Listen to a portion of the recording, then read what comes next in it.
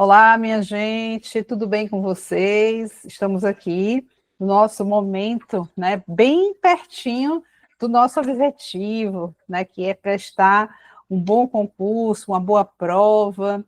Estamos no nosso aulão de véspera, nesse momento importantíssimo, crucial, que a gente vai fazer o possível para tornar mais especial para vocês, a partir do momento em que peço a Deus que nos permita fazer os comentários acerca daquilo que vai acontecer na prova, tá bom? Deus permita que, para o bem de todos nós tenhamos aqui um momento bastante agradável de aprendizado e, principalmente, que nós possamos sair daqui convictos de que tudo vai dar certo. De uma maneira ou de outra, tudo vai dar certo, tá certo? Minha gente, bom, então nós vamos fazer aqui, nós temos aqui 20 questões para resolver. Aliás, nós temos 21 questões, mas só que a questão número 21 é uma questão um pouquinho diferente. Você não precisa ter estudado a LDB para poder saber respondê-la. Eu acho que essa altura do campeonato, vocês já estão sabendo do que está se tratando. Mas é só o momento da gente, oportunidade da gente transformar esse momento final de nossa aula num momento bastante tranquilo, lúdico até, para que a gente possa realmente sair daqui leve, tranquilo de que tudo vai dar certo, como eu já falei há pouco. Então, nosso aulão de véspera, do professor do Estado da Paraíba, nossa disciplina, a disciplina que ficou a meu cargo, é a Lei de Diretrizes e Base, e aqui eu coloquei um recadinho para vocês. Prezados futuros professores do Estado da Paraíba, vamos, contudo, buscar esse cargo público. Estamos torcendo muito por você, pois a sua vitória é a nossa alegria também. Estaremos explorando ao máximo, nesse nosso último encontro, os aspectos relevantes da LDB, só não sendo possível que todas as questões sejam da IDECAM, porque, além de não serem muitas em nossa matéria, já utilizamos as questões atualizadas em nossos encontros pelo concurseiro moçoroense. Então, o que tinha de IDECAM, acho que só teve aqui umas duas ou três que a gente não explorou, não sei nem porquê, acho que passou batido na hora. Mas o restante, minha gente, a gente já explorou nos nossos encontros, porque, como vocês sabem, a parte da parte de legislação é uma parte que sofre uma atualização constante. Então, em razão disso, tem questões que a gente não pode mais repetir, que foram, por exemplo, no ano passado, porque a lei se atualizou. Então, a gente tem que tomar esse cuidado. Então, esse cuidado eu estou tendo para vocês. Então, bora, que a posse o espera. Está aí o meu Instagram, quando vocês precisarem de mim, minha gente, independentemente de que momento seja, pode não ser acerca do que, dúvida dessa prova, mas se for alguma coisa que esteja dentro da minha possibilidade de ajudar vocês, eu vou estar junto de vocês, podem contar comigo, tá? Vamos primeiro começar aqui, minha gente, que eu procurei separar, colocar questões mais ou menos do mesmo nível da EDECAM. Uma ou outra da FGV, que é um nívelzinho um pouco mais elevado, né? E eu sempre digo, quem faz FGV faz qualquer prova, porque a FGV está me saindo melhor do que a CESP, né? Mas vai ser tranquilo, eu tenho certeza que você se preparou, eu tenho certeza que você está com todo antenado com aquilo que precisa saber. Então, a gente vai em frente e vamos sair vitoriosos dessa caminhada, tá certo? Então, vamos lá. O FG 2025 para o cargo de professor, no processo de financiamento da educação no Brasil, é da esfera federal que provém a maior soma dos recursos para o ensino superior, enquanto os estados, o Distrito Federal e os municípios destinam a maior soma de recursos para a educação básica. Bom, então vamos lá. Em razão da função redistributiva, nós tivemos, minha gente, uma característica especial quanto à questão também da separação dos recursos, da distribuição dos recursos, né? Em função da redistribuição, os estados, o Distrito Federal e os municípios, eles ficaram com a educação básica, tá? Prioritariamente com a educação básica. E o nosso... Ih, já saiu aqui o meu... Peraí, deixa eu colocar de novo. Sai aqui o meu... Vou chamar aqui a minha assistência. Só um minutinho, minha gente.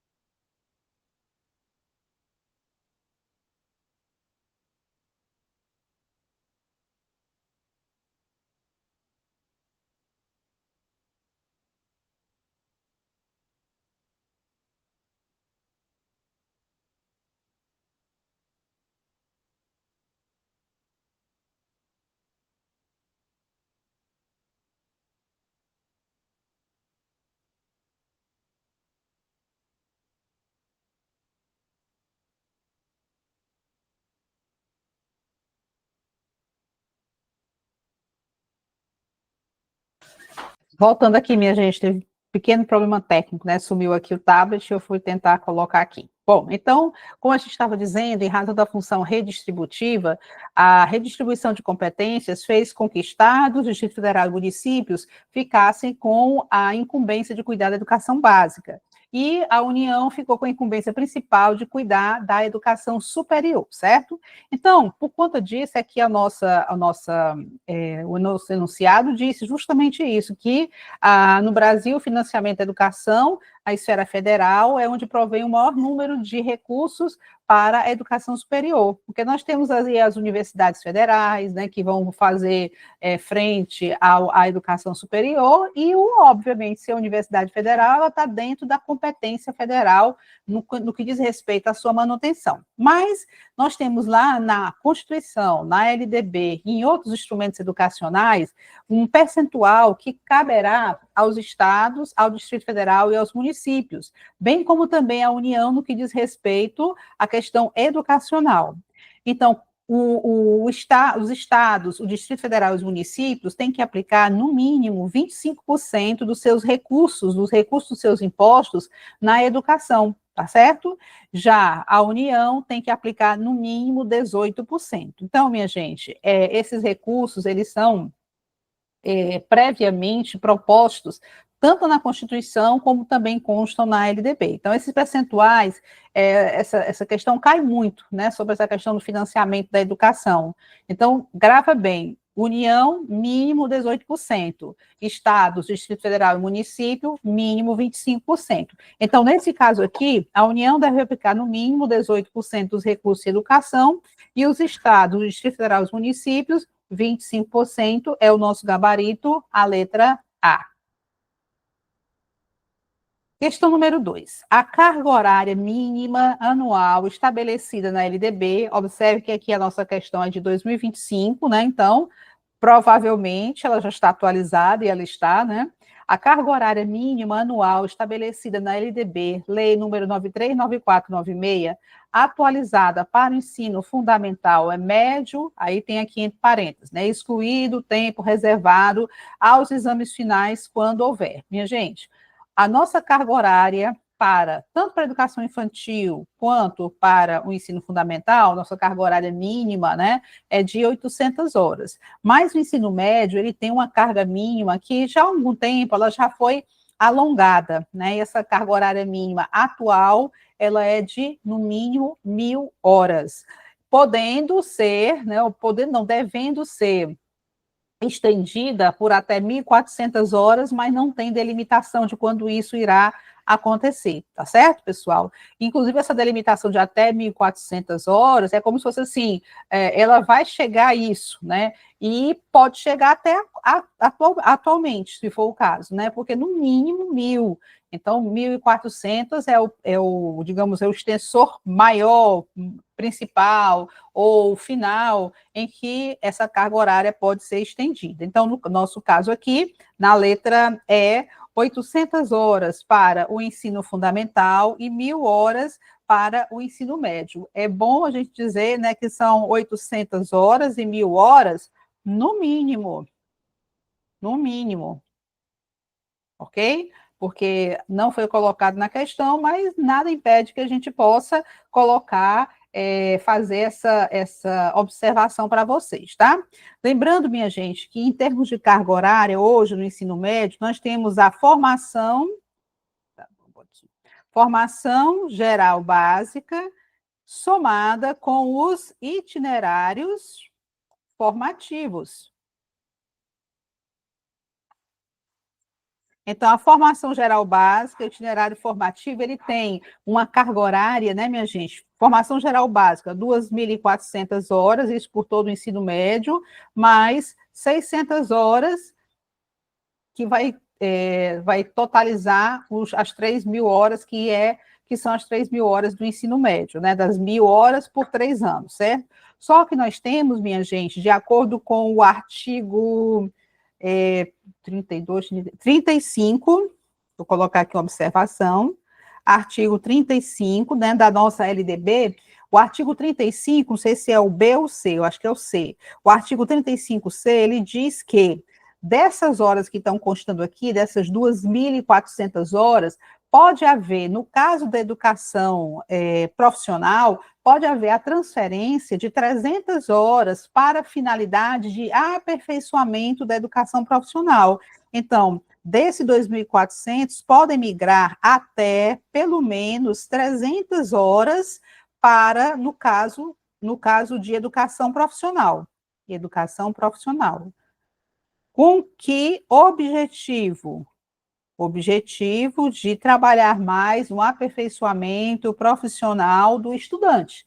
Então, quando eu falo nessa migração dessas 300 horas, né, saindo de 2.400 horas, que aqui fica menos 300, 2.100, e aqui, no máximo, até 900 horas, né, pode sim haver essa, digamos assim, essa transferência de competência, né? De competência não, de carga horária, para que haja um melhor aproveitamento da questão relacionada ao aperfeiçoamento profissional do estudante, ok? Então, isso aqui consta no artigo 35, não sei se é C ou se é B. Ah, peraí, eu olho já aqui no meu celular.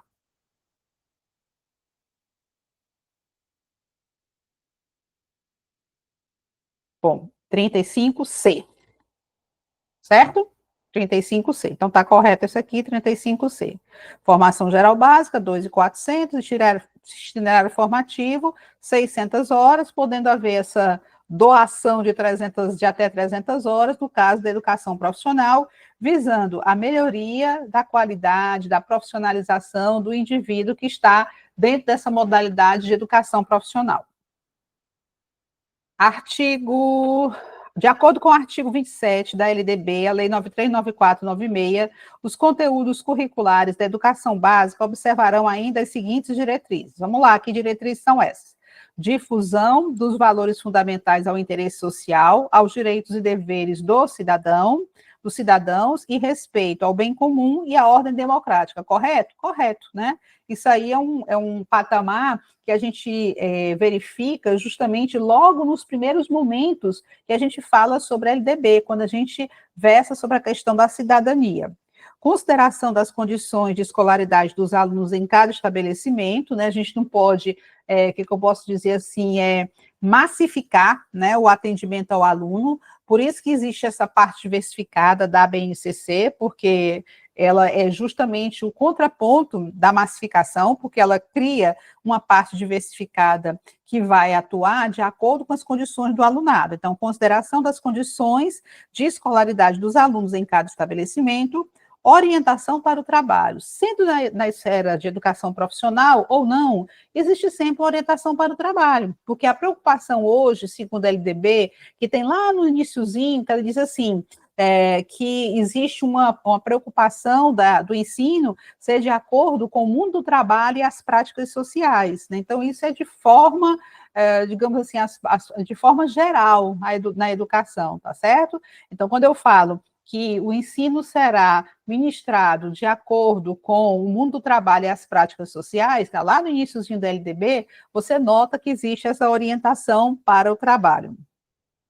Promoção do desporto educacional e apoio às práticas desportivas não formais, ok, né? Prática desportiva não formal é justamente aquela prática que vem agregar um valor de que não haverá dentro das práticas desportivas nenhum tipo de competição, nenhum tipo de competitividade, sim relacionado a uma cooperação, ao trabalho em equipe, né? A todas essas coisas que propagam, inclusive, os valores dentro de um determinado grupo, né? Uma valorização de amizade, valorização do companheirismo e coisas dessa natureza.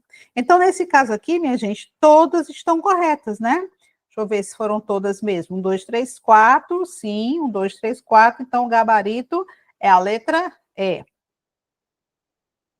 Vamos aqui à questão número 4. A questão número 4 é uma questão um pouquinho maior, né? Mas a gente vai conseguir fazê-la tranquilamente e eu vou fazer o possível para a gente fazer o máximo de comentários possíveis que sejam realmente úteis para vocês, para que vocês possam sair com uma bagagem aperfeiçoada desse momento nosso aqui de aula de véspera, certo? De acordo com o artigo 4º da Lei 939496, o dever do Estado com a educação escolar pública será efetivado mediante a garantia de educação básica obrigatória e gratuita dos 4 até os 17 anos de idade. Então, quando fala em educação básica obrigatória, você vai lembrar logo da parte que fala sobre essa faixa de idade, que começa de 4 anos na pré-escola e vai até os 17 anos do ensino médio. Anos de idade, organizada da seguinte forma, entre outras, exceto. Então, quer saber o que não tem a ver com a questão dessa organização, dessa educação básica obrigatória. Vamos lá. Atendimento educacional especializado, gratuito aos educandos com deficiência, transtornos globais de desenvolvimento e altas habilidades ou superdotação, transversal a todos os níveis, etapas e modalidades, preferencialmente na rede regular de ensino, né? É aquele atendimento que vai começar na creche e vai acompanhar o indivíduo por toda a vida dele, né? Por toda a vida dele. Então, nesse caso aqui, está correto isso aqui? Está correto. Quando eu falo sobre isso, eu penso também numa garantia de padrão de qualidade. Como assim, Léo? Olhe, observem que quando eu ofereço uma educação adequada à condição do educando, eu estou preocupada em oferecer algo que faça diferença e faça sentido para aquela pessoa. Então, eu estou preocupada também com a qualidade. Se eu pegasse, por exemplo, um aluno da educação especial e não tivesse na lei, não estou dizendo que isso aconteça na prática, tá, pessoal? Não tivesse na lei nada que dispusesse uma condição especial para ele, eu não estava preocupado com qualidade nenhuma, né?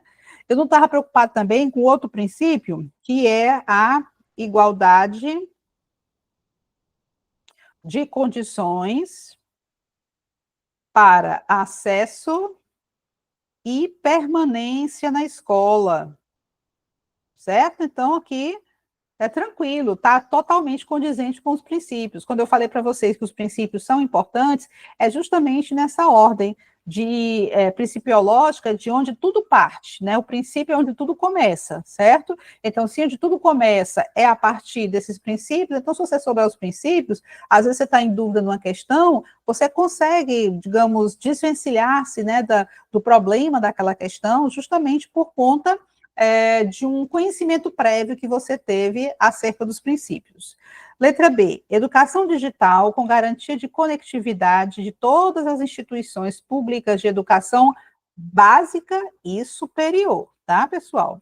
A internet em alta velocidade, adequada para uso pedagógico, com desenvolvimento de competências voltadas ao letramento digital, né, como a gente falou nas nossas aulas, é aquela possibilidade de você usar o meio digital para produzir, estudar, ler, né, fazer todo o movimento no que diz respeito à questão da leitura.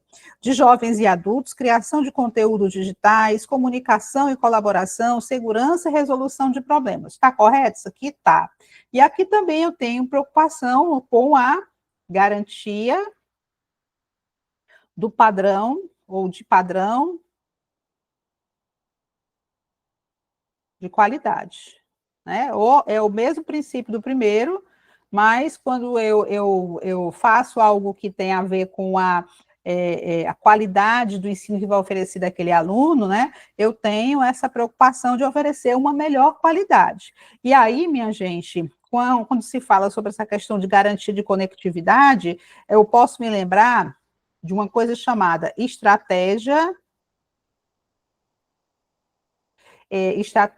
Nacional de Escolas Conectadas. Estratégia Nacional de Escolas Conectadas. Ou seja, né, existe um decreto presidencial que dispõe sobre, um decreto de 2023, que dispõe sobre essa internet de boa qualidade, justamente para equiparar as oportunidades de todo o alunado, tanto o alunado que está na ordem de uma escola pública, de educação básica, como também de educação superior. Agora, lembrando bem, minha gente, que esse aumento do nível de conectividade das instituições não é uma coisa relacionada a divertimento, a entretenimento, justamente de situações de caráter pedagógico, tá bom? Padrões mínimos de qualidade do ensino definidos como a variedade, a quantidade mínimas por aluno de insumos indispensáveis ao desenvolvimento do processo de ensino e aprendizagem, adequados à idade, às necessidades específicas de cada estudante, inclusive mediante a previsão de mobiliário e equipamentos de materiais pedagógicos apropriados, né? Então, também estou preocupado com a garantia de padrão de qualidade, tá certo, minha gente? Vaga na escola pública de educação infantil ou de ensino fundamental mais próxima da sua residência, a toda criança a partir do dia em que completar 3 anos de idade, né, minha gente? Escola pública de educação infantil ou de ensino fundamental mais próximo a partir do momento em que a criança completar 4 anos de idade, que é quando ela começa o período da educação básica obrigatória. Educação básica obrigatória. Então, está aqui o nosso gabarito, né? E a letra E, alfabetização plena, capacitação gradual para leitura ao longo da educação básica como requisitos indispensáveis para a efetivação dos direitos e objetivos de aprendizagem e para o desenvolvimento dos indivíduos, né? Então, quando eu estou preocupado com essa questão de alfabetização plena, eu também tenho a preocupação com a igualdade, eu tenho preocupação com a garantia de padrão de qualidade, tá correto? O gabarito é a letra D de dado, e eu realmente estava procurando o que era incorreto, tá certo, pessoal? Vamos adiante aqui, uma questão número 5 da VUNESP, também de 2025. A Lei de Diretrizes e Bases da Educação Nacional, a nossa LDB, Lei número 9394, de 1996, aponta que a função social da escola, gente, queria aqui evidenciar sobre a questão da função social da escola. Por que a função social da escola é tão colocada em questões? Porque a educação é um direito social, certo? É um direito que foi alcançado ao longo de muitas lutas, de muitas batalhas, justamente para quê? Para garantir que a pessoa pudesse, inclusive, desenvolver a sua cidadania.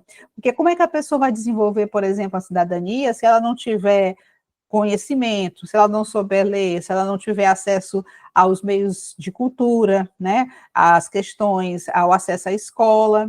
Então, vamos lá. Aponta que a função social da escola e da família está diretamente relacionada ao desenvolvimento integral da criança e do adolescente.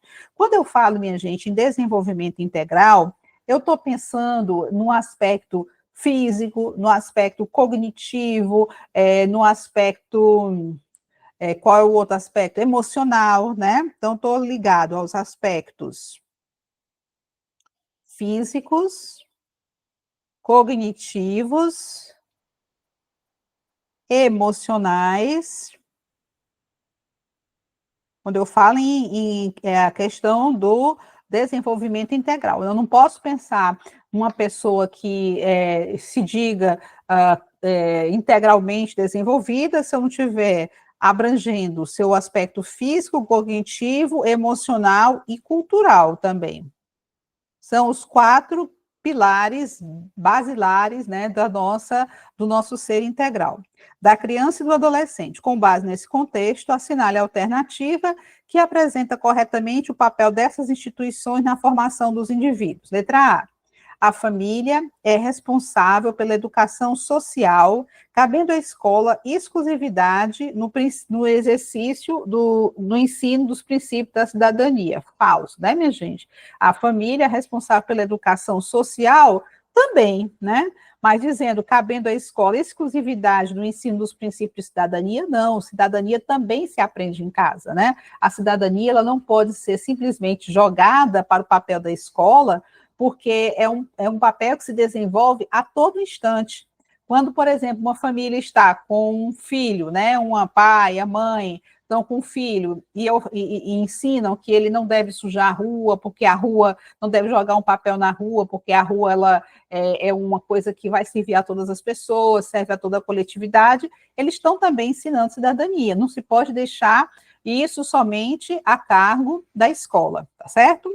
Então, a escola tem como função principal preparar os alunos para o mercado de trabalho, enquanto a família deve educá-los para a vida em sociedade. Então, a escola tem como função principal preparar o aluno para o mercado de trabalho, é só isso que a escola tem como função, né, de acordo com o que está colocado aqui, né, no nosso enunciado, princípio de preparar os alunos para o mercado de trabalho, enquanto a família deve educá-los para a vida em sociedade, também para a vida em sociedade, né?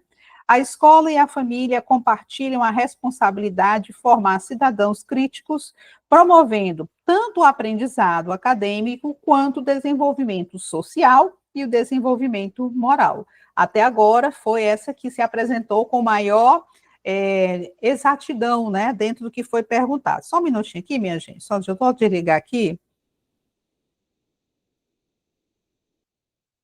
Pronto, coloquei aqui um avisozinho para ninguém me perturbar. Então, vamos lá. Perturbar no sentido de quê? Atrapalhar, né, que atrapalha a nossa aula também. A escola deve se ater à transmissão de conteúdos acadêmicos, a escola não tem papel de desempenho, de desenvolvimento da cidadania? Claro que tem, né? Ele não serve somente para a questão de conteúdos acadêmicos, enquanto a família se encarrega da formação moral e ética dos filhos, também se encarrega de outras coisas. O papel da escola e da família é um papel tão abrangente, né, minha gente, que fica difícil dizer onde acaba o trabalho de um e começa o trabalho de outro, né? Obviamente, o trabalho de cuidado, né, no que diz respeito à manutenção é da família, né? Mas a escola também tem um trabalho muito próximo do que a família executa. A função social da escola, agora a letra E, né? A função social da escola é ensinar regras de comportamento. É só isso que ela ensina, como se comportar em sociedade, como se comportar perante o próximo, o outro, enquanto a família deve garantir que os filhos adquiram conhecimentos acadêmicos por meio de reforço domiciliar. Isso não existe, né, minha gente? Inclusive, o homeschooling não existe ainda no nosso país. Questão número 6, da VUNESP também. A Política Nacional de Educação Especial na Perspectiva da Educação Inclusiva, de 2008, professora, mas será que isso é um assunto interessante para a gente? Minha gente, é porque essa política inclusiva, ela impactou muitas alterações que aconteceram na legislação da LDB, tá certo? Por isso que a gente coloca aqui, aquele capítulo que fala sobre a educação especial, tá certo? Então, tem como objetivo assegurar a inclusão escolar de seu público-alvo, orientando os sistemas de ensino para garantir quem é o público-alvo da educação especial, né? Pessoas com deficiência, transtornos globais de desenvolvimento, altas habilidades e superdotação. Esse é o público-alvo da educação especial. Às vezes as pessoas pensam que a educação especial é somente para pessoas que têm deficiência ou algum tipo de transtorno do desenvolvimento, mas não é. É também aquelas que têm altas habilidades e superdotação, certo? Outra coisa também, se confunde muito educação especial com educação inclusiva. A educação inclusiva é um grupo onde a educação especial se encontra vinculado, ele está lá, na educação especial. A inclusão, no que diz respeito à inclusão, é no que diz, rege a questão de estarem todos tendo direito à educação, ok? Então, público-alvo, orientando os sistemas de ensino para garantir matrícula em escolas especiais, no contraturno, não, né, minha gente? Matrículas na rede regular de ensino, ok? Da escola comum, de modo a fomentar o atendimento educacional especializado? Não. Acesso ao ensino regular, com participação, aprendizagem, continuidade nos níveis mais elevados de ensino, né? Então, quando eu falo sobre a questão da educação especial, é uma modalidade que ela vai atingir a todos os níveis, tá certo? Todos os níveis, de todas as etapas, né? Todas as etapas, todas as modalidades, né? Então, a educação especial, ela vai desde o momento em que a criança entra na escola, na creche, até o momento que o adulto já está lá na sua pós-graduação. Então, acesso ao ensino regular com participação, aprendizagem e continuidade nos níveis mais elevados de ensino. Letra C, identificação, diagnóstico e classificação de aspectos clínicos que permitam a construção do plano educacional individualizado, que a gente chama de PEI, né? PEI, né? PEI. Então, aspectos clínicos, não, a escola não tem esse viés. Substituição do ensino regular pelo especial, não existe essa substituição, existe o quê? Uma educação regular, em turma regular, e a educação no contraturno, que vai ser justamente a educação especial, como medida de inclusão social da pessoa com deficiência. E a letra E, organização da educação especial de modo paralelo à educação comum, com o fim de promover a integração educacional. Gente, quando você coloca que a organização da educação especial de forma paralela à educação comum, é como se elas estivessem acontecendo ao mesmo tempo, e não é verdade. Se um aluno estuda pela manhã, o AE dele deve ser à tarde. Se ele estuda à tarde, o AE dele deve ser pela manhã, tá certo? Então, nosso gabarito da questão 6 é a letra E. Desculpe, é a letra B. Só um minutinho aqui, gente, só um pouquinho, só um pouquinho.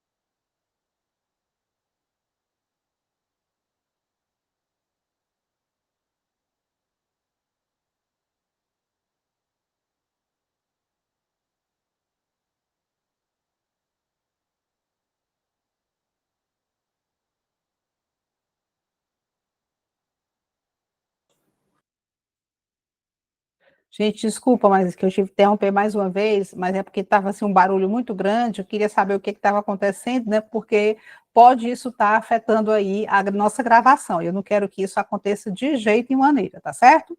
Então vamos lá, questão número 7. Sobre o ensino fundamental, no contexto da educação básica, a Base Nacional Comum Curricular afirma que, bom, primeira coisa, né, minha gente? Você pode estar pensando, Léo, mas eu vou ser professor de ensino médio. O que eu preciso saber sobre o ensino fundamental? Minha gente, é o seguinte: quando cai LDB ou qualquer outro tipo de lei na prova, e você está dentro de um segmento chamado educação básica, que nós chamamos de nível de educação, pode cair qualquer coisa, tá certo? Pode cair qualquer coisa dentro da educação básica.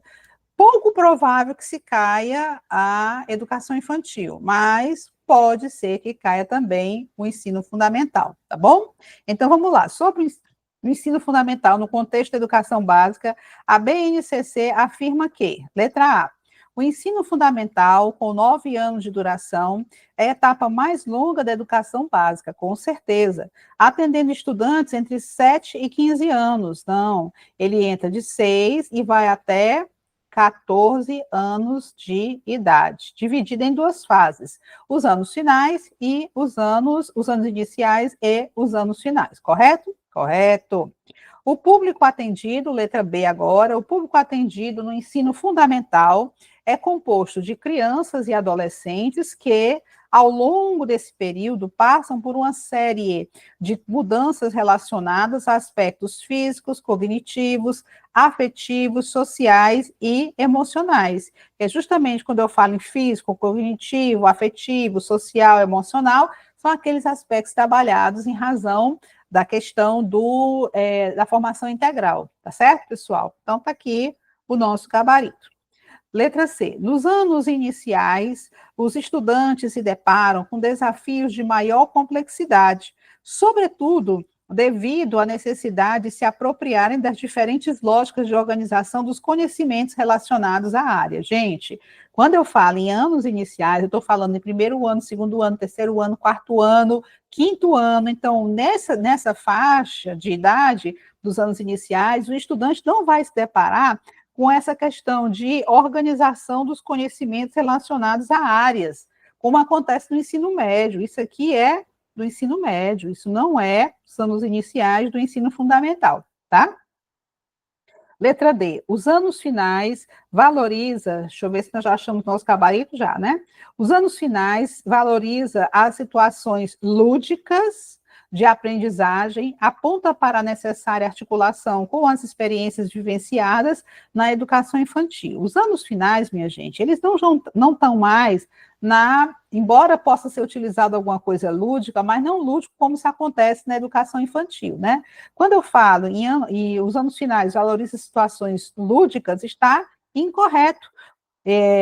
Aponta para a necessária articulação com as experiências vivenciadas na educação infantil. Isso vai acontecer nos anos iniciais, né? E não nos anos finais, que não há mais essa valorização, porque a educação infantil já ficou bastante longe. Mas quando eu pego os anos iniciais do ensino fundamental, ele é tipo como se fosse um aprofundamento ou uma continuidade, né, que é dado para do que foi aprendido ou do que foi vivenciado. Aprendido não é bem o nome, né, mas o que foi vivenciado na educação infantil. E, por último, aqui, a progressão do conhecimento ao longo do ensino fundamental ocorre pela consolidação de aprendizagens nessa etapa de ensino. Gente, quando eu falo ensino fundamental, olha só a palavra que eu estou falando: fundamentos. Né? Então, o que acontece de consolidar, eu só vou usar essa palavra consolidação quando eu falar do ensino médio em relação ao ensino fundamental. Ou seja, no ensino fundamental você aprendeu os fundamentos e no ensino médio você consolidou esses fundamentos, ok? Então, isso aqui, progressão do conhecimento ao longo do ensino fundamental, pela consolidação de aprendizagens nessa etapa de ensino, visando a continuidade dos estudos no ensino médio. Então, isso aqui está incorreto justamente quando eu falo em consolidação, consolidação de aprendizagem, né, como foi colocado aqui, ó, consolidação de aprendizagem, isso aqui tem a ver com o ensino médio. Vamos agora para a nossa questão número 8. De acordo com o que dispõe a LDB, assinale a afirmativa incorreta. Vamos lá. Os cursos de educação profissional e tecnológica poderão ser organizados por eixos tecnológicos, possibilitando a construção de diferentes itinerários formativos, observadas as normas dos respectivos sistemas de ensino. Correto? Correto, né? É isso que está acontecendo atualmente. Letra B. O conhecimento adquirido na educação profissional e tecnológica, inclusive no trabalho, né, nas práticas de trabalho, poderá ser objeto de avaliação, reconhecimento e certificação para prosseguimento ou conclusão de estudos. Correto? Correto. Letra C. A educação profissional integrada às diferentes formas de educação ao trabalho, à ciência e à tecnologia, conduz a um permanente desenvolvimento de aptidões para a vida produtiva. Gente, isso não consta na LDB. Só isso. Não consta na LDB. Se eu estou esperando, né, o que está pedindo na questão, aquilo que é a exceção, então eu já encontrei.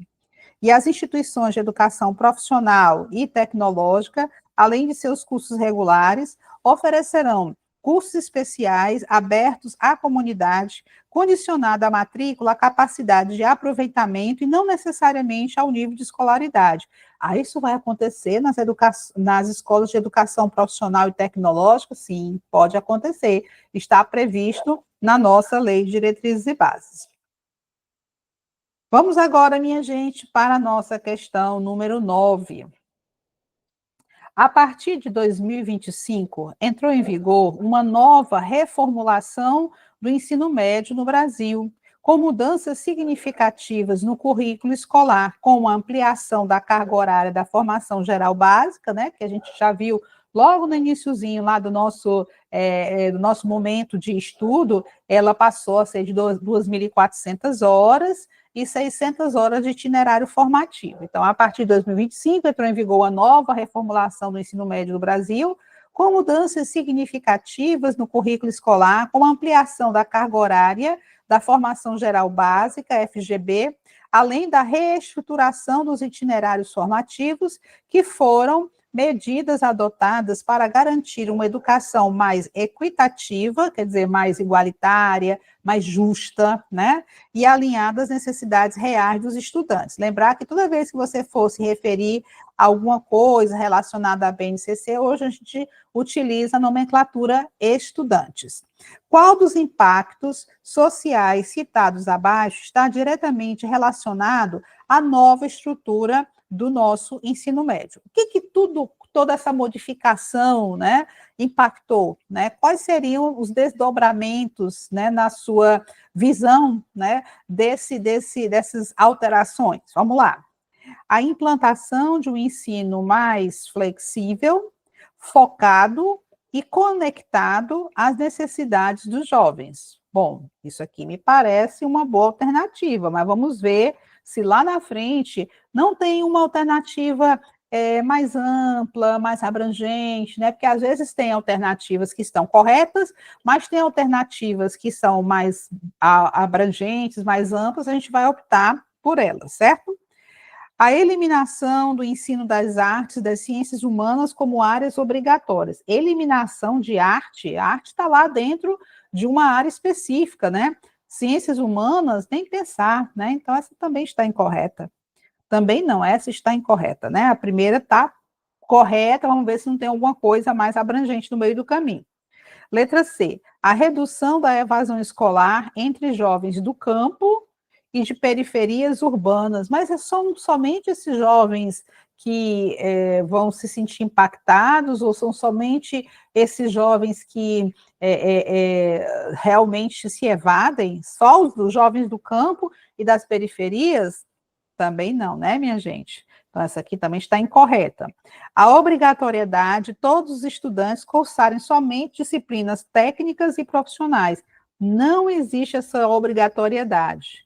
Então, o nosso gabarito, mais conscientemente marcando com o que a gente vê que pode acontecer em razão dessas modificações, né, do novo ensino médio, novo ensino médio, está aí na nossa letra A. Gente, com licença, eu vou tomar uma águazinha, tá? Só um pouquinho, tá?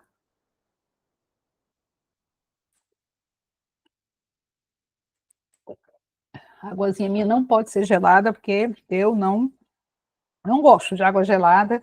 E se eu tô aqui com a garganta quente, né? Tem gente que pega, bota água gelada para dentro com a pedra de gelo e não sente nada. Se eu fizer isso no outro dia, eu nem me levanto. Vamos lá, então, questão número 10. Considerando as alterações introduzidas na LDB 939496, podemos afirmar que no ensino médio, vamos lá, né? Vamos começar aqui. O currículo deve ser totalmente definido pelos itinerários formativos, dispensando a oferta de conteúdos obrigatórios da BNCC, desde que haja uma integração com estágios profissionais. Olha, o currículo deve ser totalmente definido pelos itinerários formativos, já é o primeiro problema, né? Dispensando a oferta de conteúdos obrigatórios da BNCC, desde que. Então, ele lança uma perspectiva mentirosa, né? Para a pessoa que, pô, será que se houver integração com estágio profissional, fica dispensado essa parte aí da BNCC? Não fica, minha gente, não fica, tá?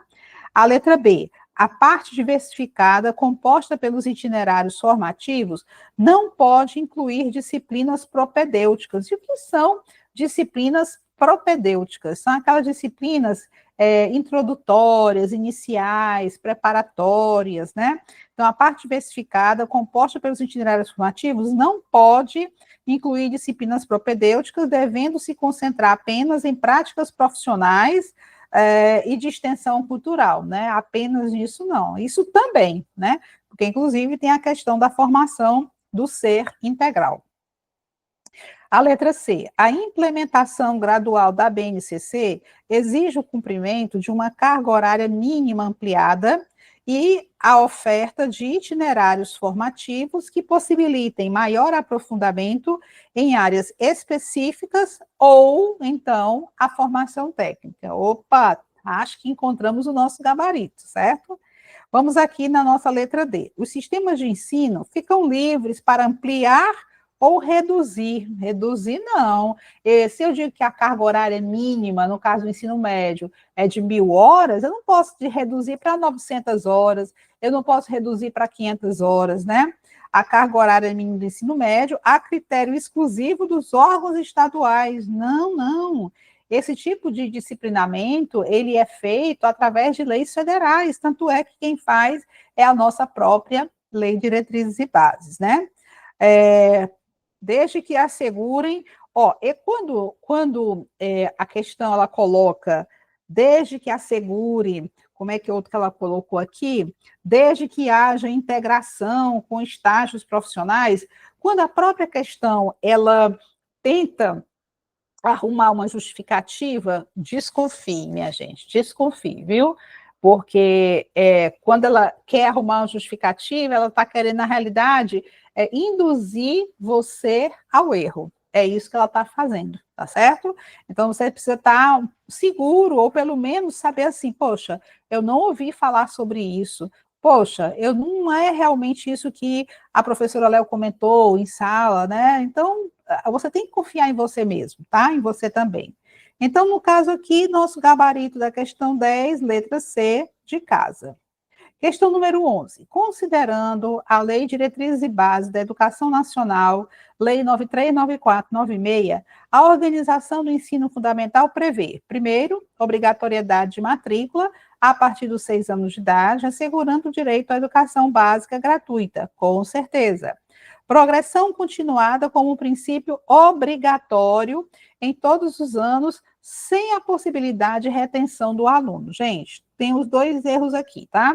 Primeiro que a nossa LDB, ela tem uma coisinha chamada flexibilidade, que foi uma herança maravilhosa que ela trouxe da Constituição Federal. Flexibilidade, liberdade, autonomia. Então, tudo isso advém da bagagem genética, né, da nossa Constituição Federal, né? Então, quando ela diz que a progressão continuada como um princípio obrigatório, não é obrigatório. Ela pode adotar a progressão continuada em todos os anos, sem a possibilidade de retenção do aluno, ou seja, não pode reprovar o aluno, obviamente, em algumas situações ele vai poder ser reprovado, principalmente quando ele começa a sair do terceiro ano para diante, né, já acontece essa possibilidade de retenção desse aluno na série, ou seja, ele não vai progredir, não vai haver progresso desse aluno. Então, essa está errada. A garantia de um currículo nacional comum, com a inclusão de componentes curriculares definidos pela BNCC, com certeza. A possibilidade de organização do ensino em ciclos, séries anuais ou outras formas, conforme determinação do sistema de ensino, que é a tal da liberdade que a gente falou aqui, né, que a LDB tem. Liberdade de organização. Liberdade de organização. Ok? Está correto que se afirma em 1, 3 e 4. Vamos ver aqui. 1, 3 e 4. Deixa eu ver. D, letra D. 1, 3 e 4. Pronto. 1, 3 e 4 apenas. Ficou assim muito espaço aqui, né, minha gente? Não sei porquê, mas tudo bem. Talvez pensando que a gente ia fazer muitas anotações, mas como eu queria fazer muitas questões, se eu fizer muitas anotações, aí eu não conseguiria corrigir as 20 questões, tá? Vamos lá. Sobre a educação e o mundo do trabalho, leia o trecho a seguir. A melhor maneira para desenvolver os saberes profissionais dos trabalhadores está na sua inserção nas várias dimensões da cultura, da ciência, da tecnologia e do trabalho, bem como a sua contextualização, situando os objetivos de aprendizagem em ambiente real de trabalho. Essa perspectiva indica que é errada a orientação para planejar as atividades educacionais primeiramente, para se aprender teoricamente o que terão de colocar em prática em seus futuros trabalhos. Aqui foi retirado das diretrizes curriculares nacionais gerais da educação básica. Então, vamos lá. Assinale a opção que reflete corretamente a posição afirmada. A primeira, minha gente, nossa questão número 12. A inserção dos estudantes na prática real é fundamental para integrar os saberes do mundo do trabalho. Gente, quando eu digo sempre, e vou dizer novamente, não sei se eu disse para vocês, mas quando uma questão ela tem um enunciado muito grande, você pode procurar que ela vai dizer para você qual é a resposta certa, com segurança, tá? Por quê? Porque é aquela velha situação, né? Quem, por exemplo, um ser humano, quando fala demais, às vezes, quando fala muito, às vezes fala demais, né? Fala o que não deve falar. A questão também. Às vezes, quando você pega uma questão muito pequenininha, mas ela é muito perigosa, porque ela não te oferece muita segurança onde você se sustentar. Mas uma questão como essa aqui, olha, observe que eu coloquei aqui ambiente real de trabalho. Quando ele fala sobre o ambiente real de trabalho, ele está justamente dizendo que a inserção do estudante na prática real é fundamental para integrar os saberes do mundo do trabalho, ou seja, a prática é que vai justamente ajudar esse estudante a aprender, certo? Vamos ver se entende melhor, mas eu acho que não. As atividades devem ter como foco a transmissão abstrata do conhecimento, ou seja, você dizer como funciona a coisa, mas a pessoa não vivencia essa coisa para poder saber se ela funciona ou como ela funciona, né? Então, seria a transmissão abstrata. É aquele curso que você faz que é só teoria, teoria, teoria, mas quando você vai partir para a prática, você descobre que você não sabe de nada, né? Fê, a prática deve ser introduzida após a conclusão da formação completa, ou seja, a pessoa faz toda uma formação teórica e depois que vai para a prática. Será que isso funciona? Não funciona. E eu estou dizendo que aqui, olha, que reflete corretamente a posição afirmada. Estou me respondendo conforme o texto, eu não estou nem perguntando se você concorda ou não concorda, né? Na realidade, eu estou me reportando aquilo que é afirmado no texto. O desenvolvimento dos saberes profissionais deve ser consolidado por meio de atividades práticas simuladas. O texto disse isso, ele disse o quê? Ó, ambiente real de trabalho. Essa palavrinha aqui, gente, matou. Não é que, por exemplo, a palavra apareceu aqui, ela tem que estar dentro da questão, né? Da resposta certa. Não é isso que eu estou dizendo. Mas a ideia, né, foi passada, eles não se deram nem ao luxo de mudar a palavra. Ele poderia ter dito um sinônimo da palavra real, né? Verídica, genuína, sei lá, alguma coisa assim, que pudesse substituir devidamente essa palavra real. Mas observe que foi muito enfático o texto e as respostas, embora parecessem muito, digamos assim, diversas, né, muito rebuscadas, elas são bem tranquilas com o que acontece no texto. A letra E, a separação entre a teoria e a prática é necessária para garantir que o conhecimento não seja diluído nas atividades práticas. Gente, teoria e prática, ela tem que andar pelo menos juntas, né? Para que haja realmente um aproveitamento, né? Aquela questão, como é que você... tá aqui a receita de um bolo. Olha, você pega, bate os ovos, bate a margarina, depois coloca o açúcar, depois coloca isso, depois coloca aqui. Você... eu sou expert em fazer bolo. Vai fazer na prática, né? A prática que vai dizer se você realmente sabe ou não sabe fazer a coisa. Questão número 13. Questão número 13, com relação à função social da escola, né? Já falamos que a educação é um direito social. Em uma perspectiva de educação inclusiva, é incorreto afirmar. Então, vamos aqui o que é que não se aplica no que diz respeito à educação inclusiva nos meios escolares.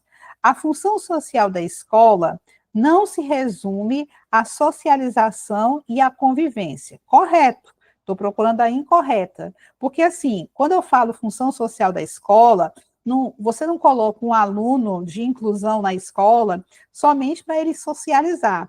Você coloca um aluno de inclusão na escola para que ele possa aprender. A socialização, a convivência, elas são consequências naturais desse processo de inclusão, ok? Então, vamos lá. A função social da escola se relaciona ao trabalho de ensino? Com certeza. A função social da escola se relaciona à apropriação do conhecimento valorizado, condição de desenvolvimento cultural, orientador da personalidade, com certeza. Em nome de uma educação inclusiva que visa... Deixa eu só tirar isso aqui, minha gente.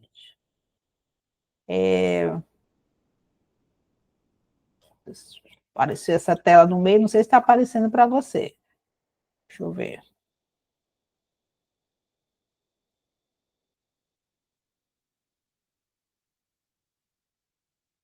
Pronto.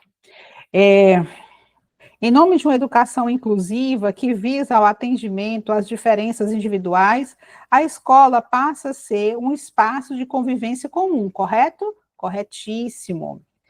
E então só sobra para a gente a letra E. Qual será o babado, né? Qual será esse problema da nossa letra E? Seja diante da função socializadora da escola inclusiva, seja diante do ensino homogêneo de conteúdos circunscritos em disciplinas, o aluno com deficiência não depende mais da intervenção de instituições especializadas, filantrópicas e assistencialistas. Errado, né, minha gente?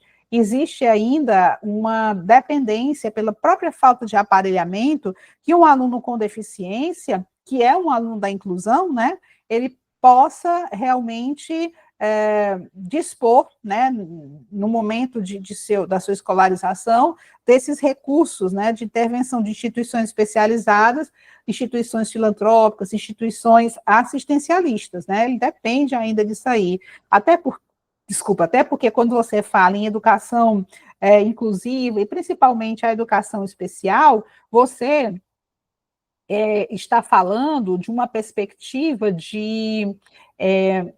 uma perspectiva intersetorial. Né? Isso que eu quero dizer o quê? É a educação, é a saúde, a assistência social que vão juntar esforços para alcance de um objetivo, né? Que é prestar uma assistência, um atendimento de qualidade para esse aluno, ok? Então, não depende mais de intervenção, está errado.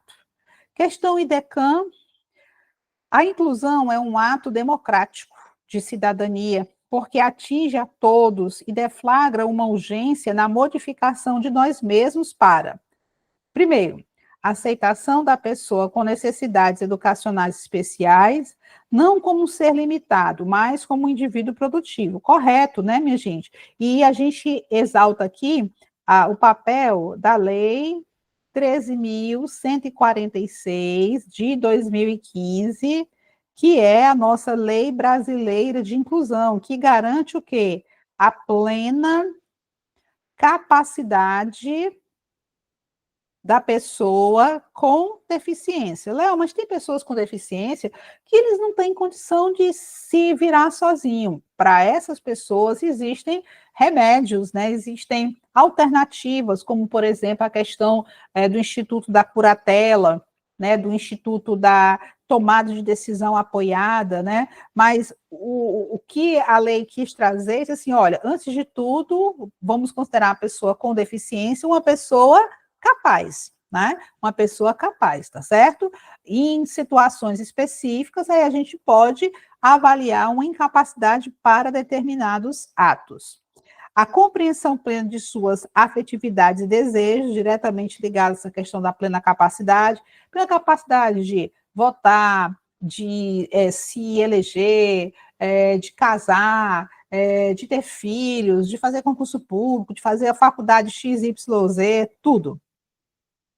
Admitir sua capacidade intelectual de forma a incitá-lo ao convívio social. Por quê, minha gente? Porque antigamente as pessoas com deficiência, elas viviam à margem da sociedade, né? Elas eram marginalizadas. Então, é um tipo de olhar que a gente tem que mudar.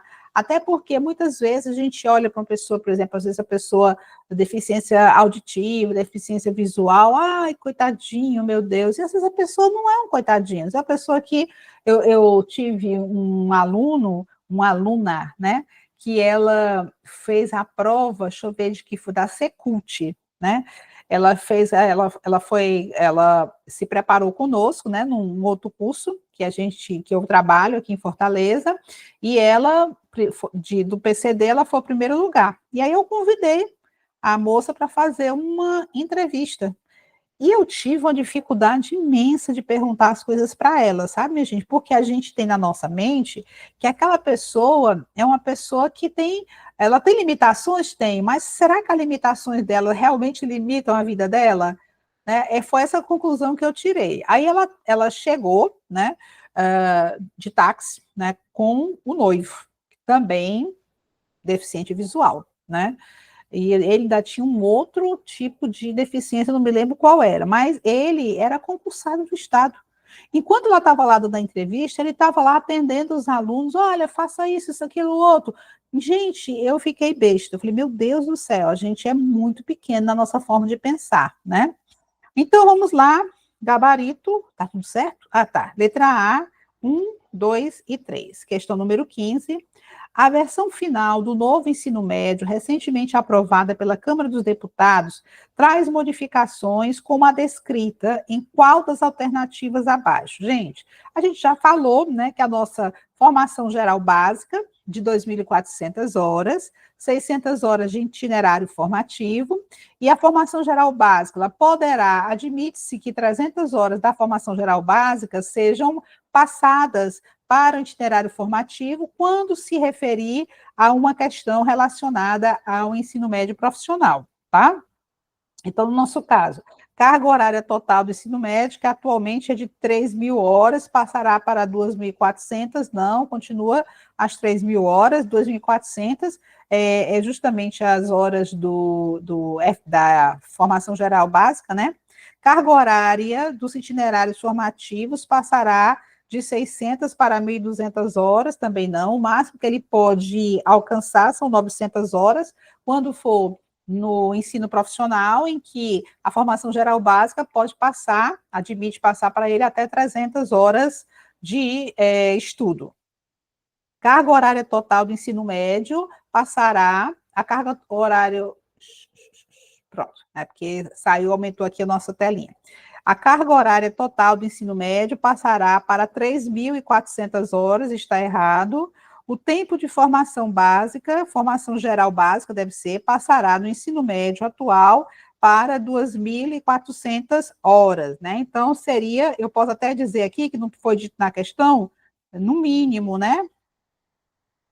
Tá? Que, como há uma perspectiva de crescimento dessas horas, então, no caso, seria no mínimo, né? Mas, dentro do que foi colocado anteriormente, essa aqui é a que mais se aproxima da realidade, né? Deixa eu ver de quem é. A MEOSC, né? Que é a Associação dos Municípios do Extremo Oeste de Santa Catarina. É uma instituição que tem crescido muito, mas aqui acolá, às vezes faz umas questões assim que elas ficam meio que patinam em alguma coisinha, mas estamos sobrevivendo a elas, né? IDECAN, Conselho Escolar, o Conselho Escolar Democrático e Participativo possui algumas características, entre elas, exceto. Então, a IDECAN quer saber aqui qual é que não é característica do Conselho Escolar. O Conselho Escolar, minha gente, ele está articulado a possibilidade de se gerar uma gestão democrática? Sim. O Conselho Escolar é um espaço público de inclusão, de igualdade política e heterogeneidade? Sim. O Conselho Escolar favorece a construção de relações hierarquizadas de poder e dominação? Não. O Conselho Escolar cria laços identitários com diferentes membros da comunidade escolar? Sim. Lembrando, né, minha gente, o Conselho Escolar é uma expressão do processo de gestão democrática, né?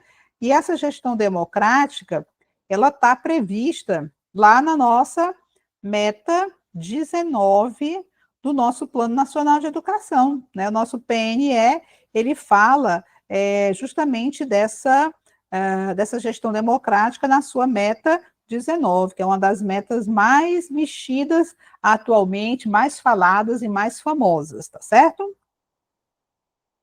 Questão número 17. Numa escola de ensino fundamental, que poderia ser de ensino médio também, né?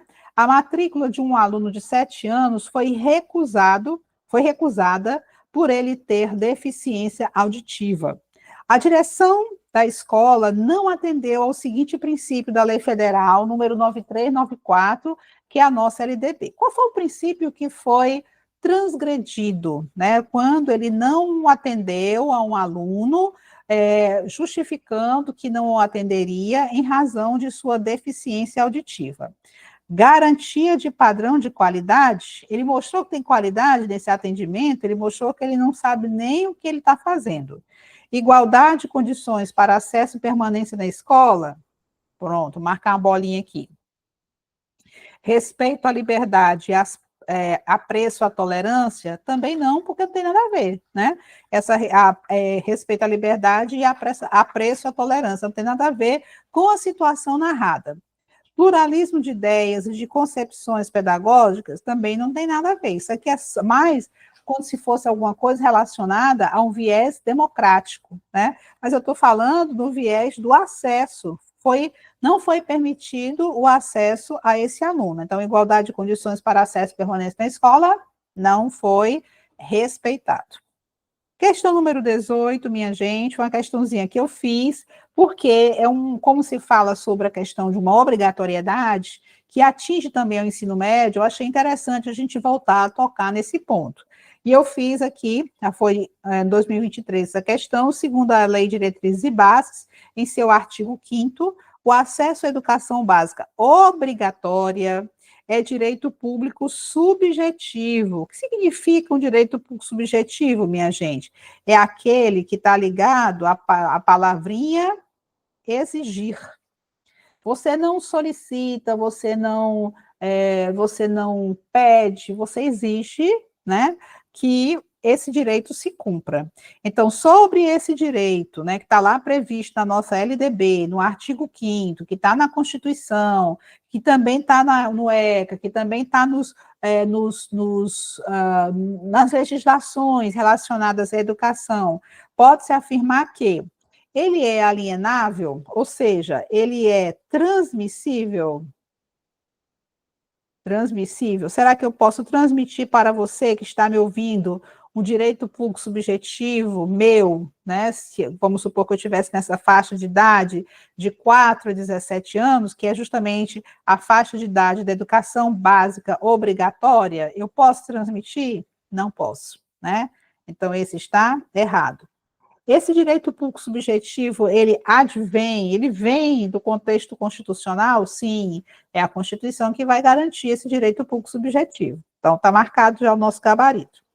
Pode ser requerido apenas pelo Ministério Público? Não.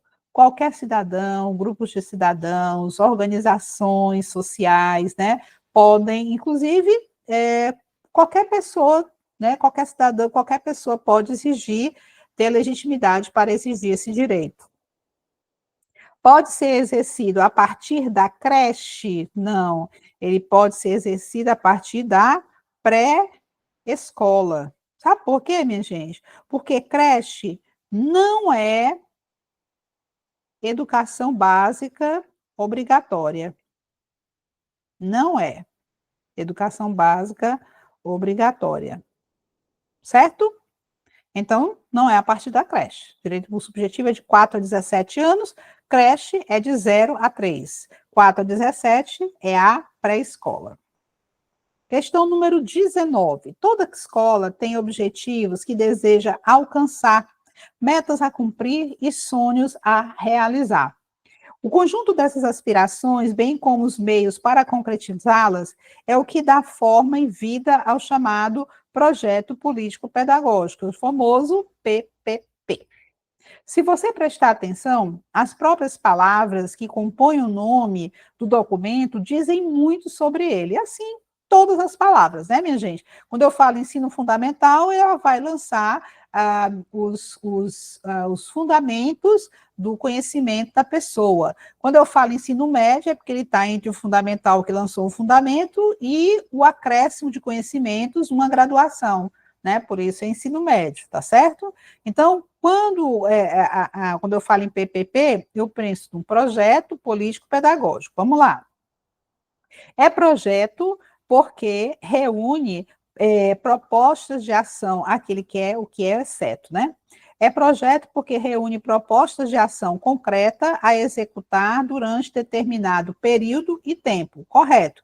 Projetar significa o quê? Jogar para frente, né? Eu não digo assim, nunca vou falar projetar como uma coisa que ficou para trás. Ah, eu projetei para trás. Não, eu projeto, quando eu projeto para frente. É político por considerar a escola como um espaço de formação de cidadãos conscientes, responsáveis e críticos, que atuarão individual e coletivamente na sociedade, modificando os rumos que ela vai seguir. Correto? É político por se tratar de um projeto acompanhado pelas políticas públicas e padrão para todas as escolas. Ele não é padrão, porque o PPP, ele é uma carteira de identidade da escola. Ele mostra a identidade da escola. Então, ele não é padrão para todas as escolas. Já achamos o nosso gabarito. E o próximo é pedagógico, porque define e organiza as atividades e os projetos educativos necessários ao projeto de ensino e aprendizagem. PPP, projeto político pedagógico. Última questãozinha, questão número 20. Observe o texto abaixo para responder à questão subsequente. Ah, gente, em falar em subsequente, vamos só lembrar aqui sobre educação profissional, né? Que a gente não pode falhar quanto a essa divisão, tá? A educação profissional, ela se divide em educação em formato articulada e subsequente.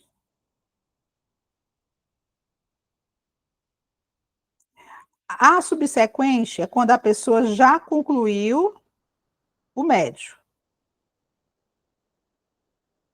o ensino médio, e ela está voltando para a escola para poder fazer a sua educação profissional, certo? E a articulada? A articulada ela tem duas modalidades: a articulada integrada e a articulada concomitante. Concomitante. Léo, o que é essa integrada e o que é essa concomitante? Gente, olha, a integrada, minha gente, ela vai acontecer quando o aluno só faz uma matrícula e essa matrícula, ele tanto vai estar valendo para o ensino médio normal quanto para o ensino médio profissional, né? Ele vai fazer os dois ao mesmo tempo. Por isso que ela é articulada, ela se articula, prende uma a outra. Já a concomitante, ele faz duas matrículas. Por quê? De repente, na escola onde ele fez a matrícula do ensino médio, não tinha educação profissional, então ele teve que fazer em outra escola, certo? Educação profissional em outra escola. Ou então ele começou a fazer o ensino médio, não era educação profissional, mas depois, no segundo ano, ele quis fazer educação profissional, aí ele teve que fazer uma outra matrícula. Então, essa divisãozinha aqui, minha gente, pode sim acontecer de aparecer na prova de vocês, tá bom? Educação profissional, ela se divide em educação profissional articular e subsequente. Subsequente, ela está totalmente desarticulada porque o aluno, ele já saiu do ensino médio há muito tempo, né, e agora ele está voltando somente buscando a educação profissional. Mas a articulada não. A articulada é para aquele aluno que está saindo do ensino fundamental, do nono ano, né, e está querendo fazer a educação profissional. Se ele fizer uma matrícula só, educação profissional articulada integrada. Se ele fizer duas matrículas, educação profissional articulada concomitante. Gente, guarda esse esqueminha que ele pode ser muito útil para você, tá? Assim como, minha gente, até faltar um pouquinho aqui, lembrar aqueles esqueminhas da educação escolar. A educação escolar, ele tem dois níveis, educação básica e educação superior. A educação básica, ela tem essas etapas: educação infantil, ensino fundamental e ensino médio. E nós temos, minha gente, três modalidades que são citadas em capítulos distintos dentro da nossa LDB, que é a educação de jovens e adultos, a educação profissional e a educação especial. A educação profissional e a educação especial. Certo? Então, aqui, vou até mudar a cor de cor, tá? Nós temos a educação, que tem 2 níveis, que tem essas etapas e que tem essas modalidades. Educação, níveis, etapas, modalidades. Modalidades, tá? É a nossa palavrinha, né? Palavrinha Enem, né? Só esse bizuzinho aí, porque às vezes você pode ter uma questão que diga que a educação de jovens e adultos é um nível. Não é. A educação de jovens e adultos é uma modalidade. Ou então, a educação profissional é uma etapa. Não é. A educação profissional é uma modalidade. Ou então, que a educação especial é um nível ou uma etapa. Não é. A educação especial é uma modalidade. Tá bom, pessoal? Então, fica aí essa diquinha para vocês, para se livrar de qualquer traiçoeira, cilada que possa estar querendo lançar sobre uma questão. Observe o texto para responder à questão subsequente. A gestão democrática está baseada na coordenação de atitudes e ações que propõem a participação social, ou seja, a comunidade escolar, professores, alunos, pais, direção, equipe pedagógica e demais funcionários. É considerada sujeito ativo em todo o processo de gestão, participando de todas as decisões da escola. Sobre a gestão democrática, nos moldes da Lei de Diretrizes e Bases, suas recentes alterações essas, minha gente, que eu recomendo que vocês deem uma olhadinha no artigo 14 da nossa LDB, que foi o artigo que foi frontalmente atingido por essa alteração e de muita importância. O Fórum dos Conselhos Escolares é um colegiado de caráter normativo, não é? Ele é um colegiado de caráter deliberativo. Léo, o que é mesmo deliberativo? Que eu não estou sabendo mais nada na minha vida. É aquele que tem a função de decidir alguma coisa. Não é normativo, não é função de fazer normas, que tem como finalidades o fortalecimento do sistema de ensino. Não é o fortalecimento dos conselhos escolares. Gente, lembrar que o fórum é uma reunião dos conselhos escolares. Então, quando os fóruns dos conselhos escolares reúnem os conselhos escolares, é para fortalecer o processo de valorização dos conselhos, que visa a questão da melhoria na qualidade da educação, tá certo? De sua circunscrição e efetivação do processo democrático nas unidades educacionais e nas diferentes instâncias decisórias, com vistas a melhorar a qualidade da educação. Está aqui, ó, com vistas a melhorar a qualidade da educação. O Conselho Escolar prescinde da participação do diretor, que é membro nato. O que é prescindir? Dispensa. Então, o Conselho Escolar dispensa da participação do diretor, que é membro nato? Dispensa? Não dispensa, não. Ele é membro nato, ele é o único que tem vaga garantida, independentemente de ser eleito. A letra C, o Conselho Escolar é órgão deliberativo e será composto do diretor da escola, como membro nato, e de representantes das comunidades escolar, que é o quê? O aluno, os pais, os professores, né? E local eleitos por seus pares. Aqui já achamos o nosso gabarito. E a letra D, o Fórum dos Conselhos Escolares será composto de 4 representantes do órgão responsável pelos sistemas de ensino. Não, ele será composto por 2 representantes do sistema de ensino, que pode ser, né, o estadual, o Distrito Federal, o municipal, mais 2 representantes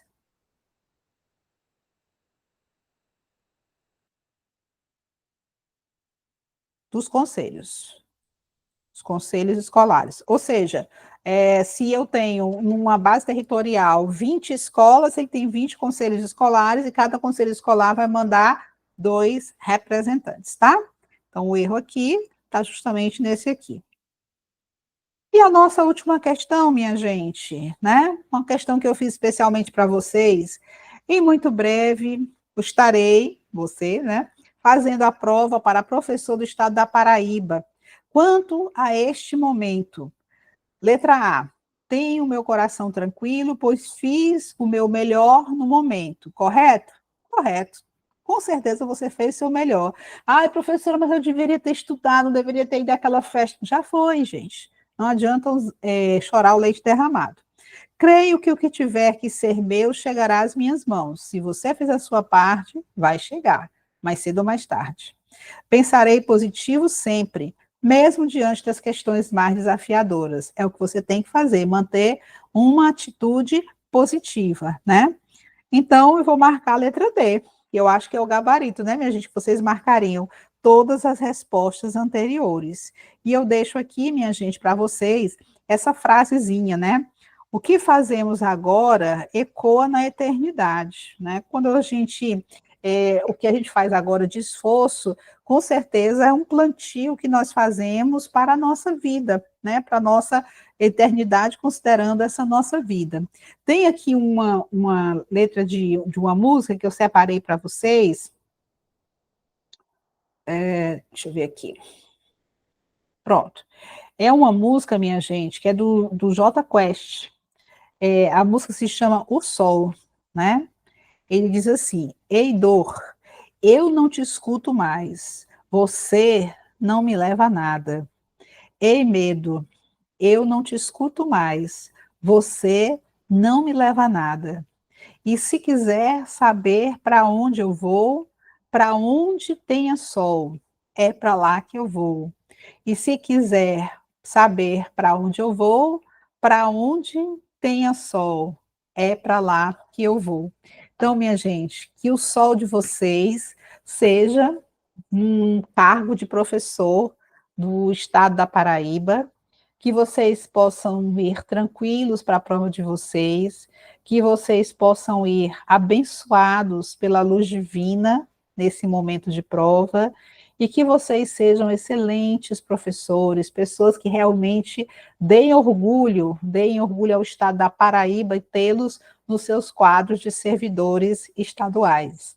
Podem contar comigo para o que precisarem, para que vocês possam, até o último momento, poder, sei lá, na manhã da prova, professora, eu estou saindo para a prova, mas pintou uma dúvida aqui, dá para você me ajudar? Gente, se eu ouvir essa mensagem, com certeza eu vou lhe ajudar.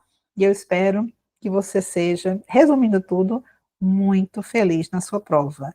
Um grande abraço, aceite o meu respeitoso abraço e os meus votos de uma maravilhosa prova na sua prova da Paraíba. Tchau, minha gente.